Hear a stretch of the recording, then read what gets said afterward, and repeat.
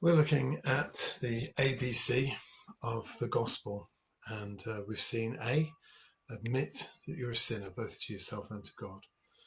B, believe that Christ can do something about your sin. Be convinced of him, invest in him.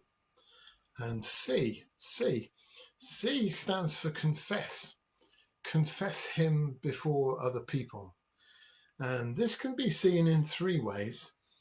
Confessing the Lord Jesus Christ before other people. It can be seen as an introduction, an explanation, or even a challenge.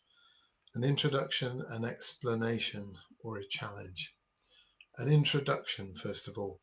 A while ago, I mentioned Clint Eastwood to my kids, and they asked who he was. I couldn't believe that anyone so famous, successful, and influential to cinema was becoming unknown to a younger generation. But the idea of that really served to confirm to me the significance of reintroducing Jesus to people who don't know too much about him. Telling people you follow Jesus puts you in the position maybe of a biographer. You'll need to explain who he is and what there is about him that's moved you to follow him. Tell him about his disciples, the apostles. Tell him about the things that he's done, his teaching and what that was, and tell them about what he said about the gospel. It's an introduction, but it's an explanation as well. And you might need to have an explanation, because if you've changed your life, or if God has worked in you to do that, you'll probably have to explain how and why that happened. Why are you today a bit different to what you used to be before? It isn't about feeling better than other people, but it's about wanting to be like the perfect man, Jesus Christ. So maybe some explanation might be called for, and confessing Christ before others actually is telling them about who he is, but also telling them a little bit about yourself and saying why it is that you've found that you've needed to start following him yourself. Lastly, it's something of a challenge too. When hot water meets cold water, it might gradually warm it. That's a good thing. When a candle is lit in darkness, shade is immediately forced back.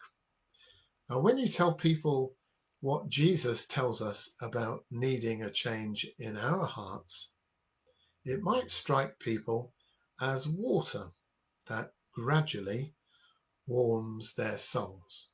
Or there could be an immediate change, like the candle that drives back the darkness, or there could be resistance in that people don't really want to hear too much about this.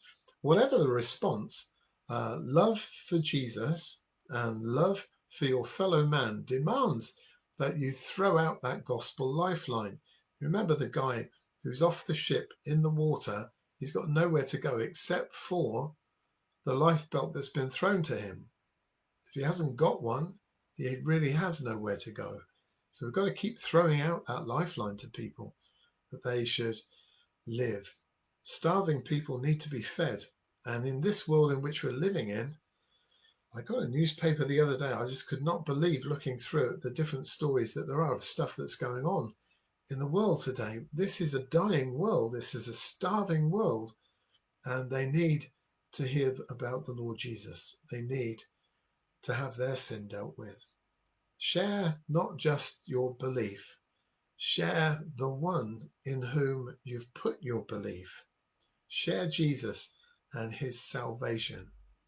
And that very, very simply is kind of an introduction to the gospel. Admit, believe, and confess.